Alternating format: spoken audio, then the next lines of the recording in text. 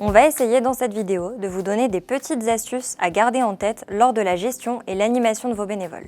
La fidélisation passe par beaucoup d'écoute et d'adaptation. Mais ça, on ne vous l'apprend pas car évidemment vous avez déjà regardé tous nos autres mini-MOOC.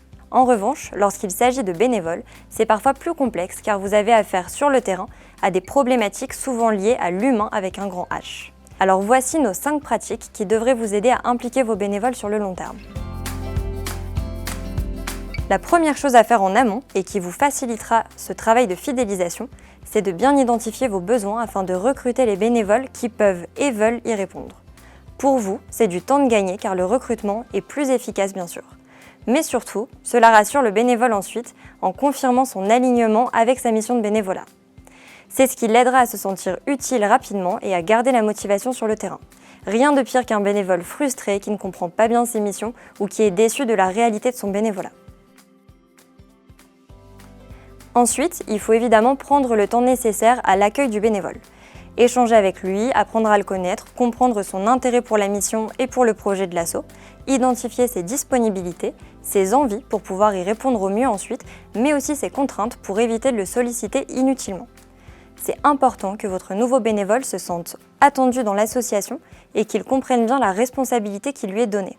S'il a l'impression que son arrivée ne fait aucune différence, alors il risque de se désengager très rapidement.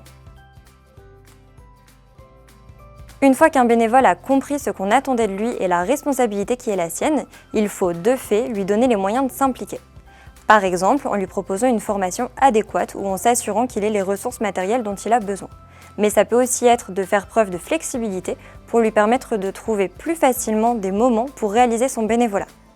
Les études montrent que les bénévoles demandent de plus en plus de flexibilité pour mieux vivre leur engagement. D'ailleurs, le télébénévolat a fait son apparition avec la crise sanitaire et a priori ne disparaîtra pas de sitôt, car justement il permet aux bénévoles de trouver de nouveaux moments pour s'engager avec parfois moins de contraintes. Évidemment, comme n'importe quel soutien de votre association, il ne faut pas oublier de remercier vos bénévoles.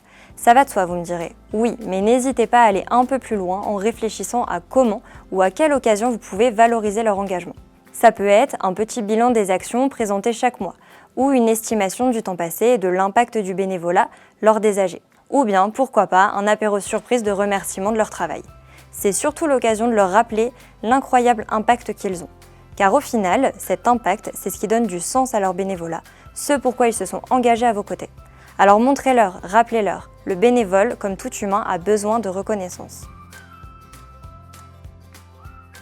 Enfin, n'oubliez pas d'animer vos groupes de bénévoles en leur proposant des temps d'échange, de rencontres plus ou moins formelles. Pourquoi pas des jeux pour apprendre à se connaître, pour créer un esprit d'équipe. Les bénévoles ont beaucoup à apprendre ensemble, n'hésitez pas à leur provoquer ces moments collectifs et à solliciter leur avis pour les impliquer dans le projet associatif. Faire partie d'un groupe, se sentir appartenir à un groupe, c'est un formidable moteur d'engagement. Alors voilà, vous savez ce qu'il vous reste à faire avec vos bénévoles.